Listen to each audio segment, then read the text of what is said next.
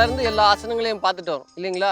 முக்கியமான டிசீசஸ் பார்க்குறோம், back pain எப்படி போக்கலான்னு பார்க்குறோம் இல்லையா.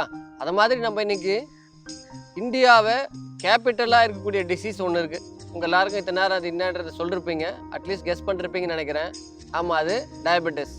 இன்னும் கொஞ்ச நாளில் இந்தியா வந்து டயபெட்டிஸோட வேர்ல்டு கேபிட்டலாக இருக்கக்கூடிய ஒரு இதை நோக்கி நம்ம போயிட்டுருக்கோம். அந்த வரிசையில் நம்ம இன்னைக்கு பார்க்க போகிற யோகா பேர் பாதஹஸ்த ஆசனம்.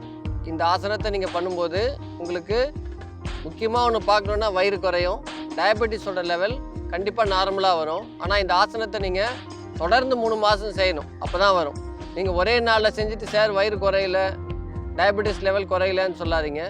எந்த ஒரு விஷயத்தை எடுத்தாலும் யோகா பண்ணணுன்னாலே கன்சிஸ்டன்சி தான் ரொம்ப முக்கியம். தினமும் செய்யணும்.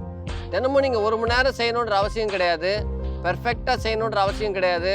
உங்களால் என்ன முடியுதோ நீங்கள் அதை செய்யுங்க. அதனால தான் நான் ஒவ்வொரு நிகழ்ச்சியிலையும் சொல்லும்போது பெர்ஃபெக்ட் போஸ்டர் எது, பெர்ஃபெக்ட் போஸ்டர் உங்களுக்கு வரலைன்னா நீங்கள் என்ன பண்ணணும் அப்படின்றதையும் நான் ஒவ்வொரு நிகழ்ச்சியிலையும் சொல்கிறோம்.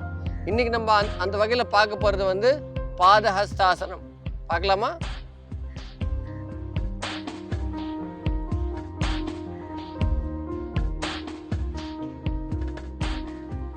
இப்போ வந்து நம்ம பார்க்க போகிறது பாதஹஸ்தாசனத்தோட பர்ஃபெக்ட் போஸ்டர், முழு நிலை என்ன மாதிரி பண்ணணும். இந்த மாதிரி நீங்கள் பண்ணும்போது உங்களுக்கு டயபெட்டிஸே இருக்காது.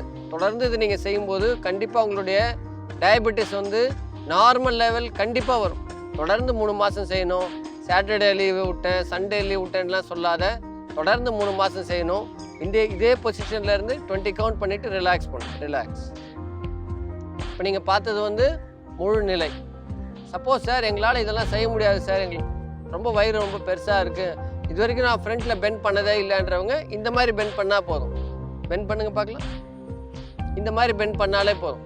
இதே போஸ்டரில் முதல்ல ஸ்டார்டிங்கில் நீங்கள் ஒரு 20 கவுண்ட் பண்ணணும். இதே போஸ்டரில் 20 கவுண்ட் பண்ணணும்.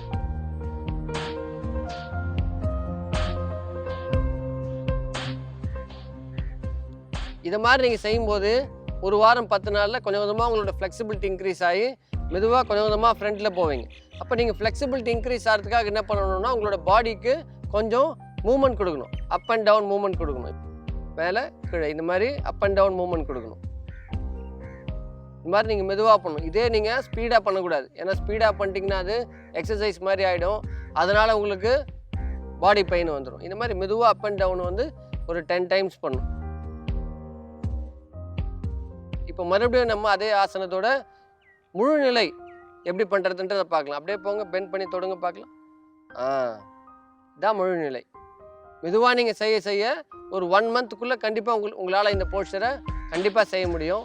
இந்த ஆசனத்தை பண்ணும்போது உங்களுக்கு டயபெட்டிஸ் உங்கள் கிட்டேயே வராது. இந்தியா வந்து டயபெட்டிஸோட கேபிட்டலாக ஆகிட்டுருக்கு. கண்டிப்பாக நம்ம வந்து இந்தியா வந்து டிசீஸ் ஃப்ரீ இந்தியாவை ஆக்கணும்னா இந்த மாதிரி ஆசனத்தெல்லாம் நீங்கள் டெய்லி செய்யணும். டெய்லி செய்கிறது தான் ரொம்ப முக்கியம். இந்த ஆசனத்தை நீங்கள் செய்ய ஆரம்பித்தாலே போதும். உங்களால் எந்த அளவுக்கு முடியுதோ அந்த அளவுக்கு நீங்கள் செய்யுங்க, போதும். ரிலாக்ஸ் பண்ணலாம். இன்றைக்கி நம்ம பார்த்த பாதஹஸ்தாசனம், இந்த ஆசனத்தை நீங்கள் டெய்லி செஞ்சு டயபெட்டிஸ் இல்லாத இருப்பீங்கன்ற நம்பிக்கை எனக்கு இருக்குது. இது நீங்கள் செய்யும்போது உங்களுக்கு வயிறு நல்லா குறையும், நல்லா ஃபிட்டாக இருப்பீங்கன்ற நம்பிக்கையோட நாளைக்கு வேற ஒரு ஆசனத்தோடு உங்களை பார்ப்போம். நன்றி, வணக்கம்.